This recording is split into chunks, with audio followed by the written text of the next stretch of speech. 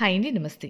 Sari pleating day 1 క్లాస్‌లో ముఖ్యమైనది syllabus అయితే షేర్ చేస్తున్నానండి. ఈ ప్లీటింగ్‌లో చాలా మెథడ్స్ అయితే ఉన్నాయి.